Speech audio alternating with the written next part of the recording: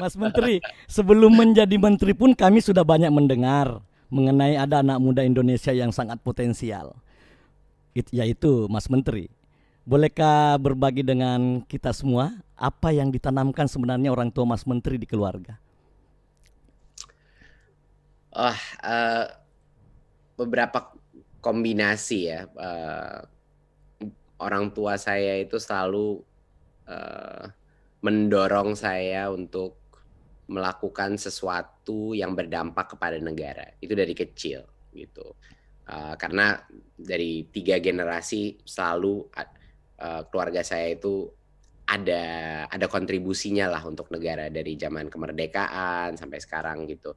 Jadinya itu merupakan suatu hal yang ditanamkan di brainwashing lah saya dari kecil sama orang tua saya harus bukan hanya sukses secara bisnis dan lain-lain itu tidak cukup, harus ada kontribusinya kepada masyarakat, terutama masyarakat Indonesia.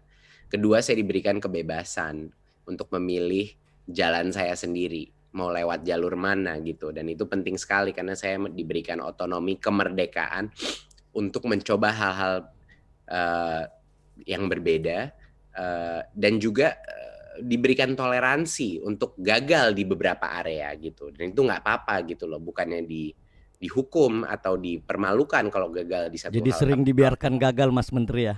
betul. Jadi ya saya udah biasa beberapa kali gagal dan ternyata bisa berdiri lagi gitu loh.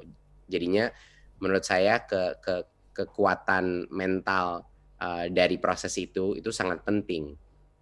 Dan ketiga juga bukan hanya dampak dari orang tua, tapi juga dampak dari keluarga saya sekarang dan bertemu istri saya dan diberikan istri saya selalu mendukung semua arah yang kita lakukan, baik dari bisnis maupun menjadi menteri dan lain-lain. Jadinya dukungan keluarga itu luar biasa pentingnya untuk kemampuan kita merealisir potensi kita gitu. Jadinya punya. Termasuk Pak Menteri bagaimana keluarga orang tua mendorong anak-anaknya untuk mumpuni baik berbahasa Indonesia maupun berbahasa asing lainnya, gimana ceritanya Pak Menteri?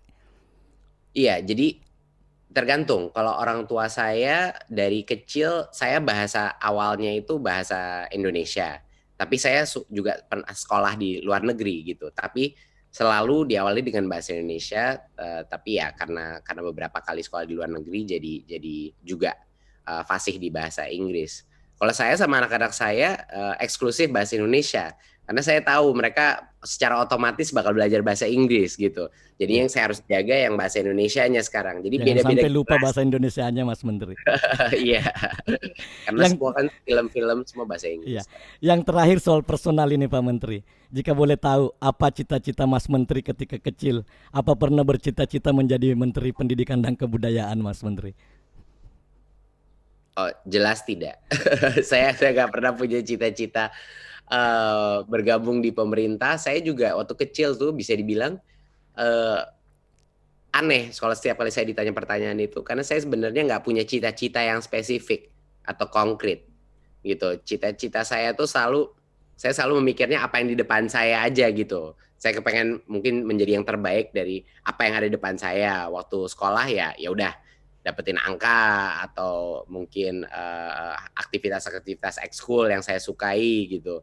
Waktu kuliah ya mungkin passion saya di satu bidang pembelajaran gitu.